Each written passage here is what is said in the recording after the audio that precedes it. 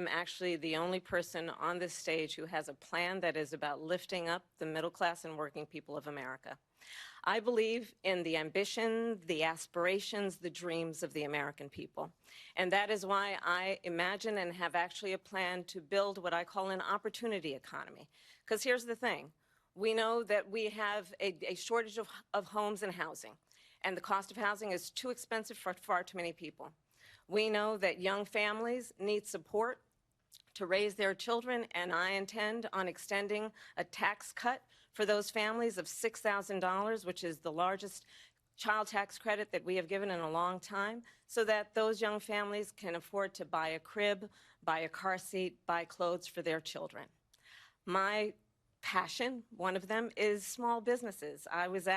My mother raised my sister and me, but there was a woman who helped raise us. We call her our second mother. She was a small business owner. I love our small businesses. My plan is to give a $50,000 tax deduction to start up small businesses, knowing they are part of the backbone of America's economy.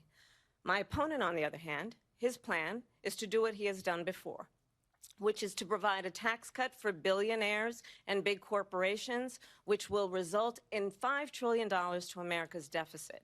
My opponent has a plan that I call the Trump's sales tax, which would be a 20% tax on everyday goods that you rely on to get through the month.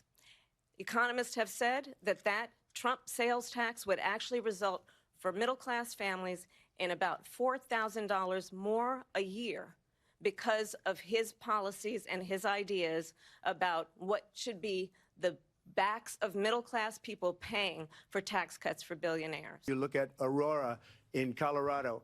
They are taking over the towns. They're taking over buildings. They're going in violently.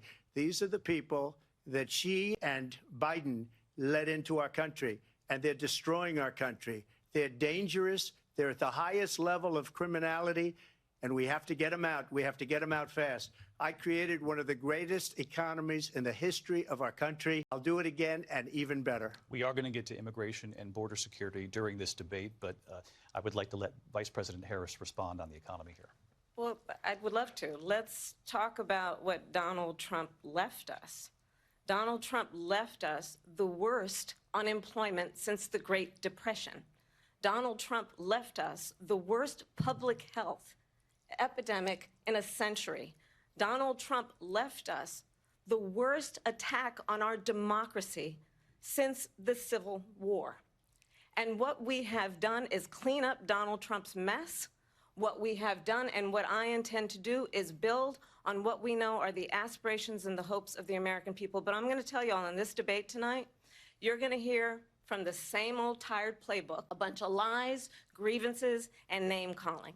What you're going to hear tonight is a detailed and dangerous plan called Project 2025 that the former president intends on implementing if he were elected again. I believe very strongly that the American people want a president who understands the importance of bringing us together, knowing we have so much more in common than what separates us. And I pledge to you to be a president for all Americans. President Trump will give you a minute here to respond. Number one, I have nothing to do, as you know, and as she knows better than anyone, I have nothing to do with Project 2025.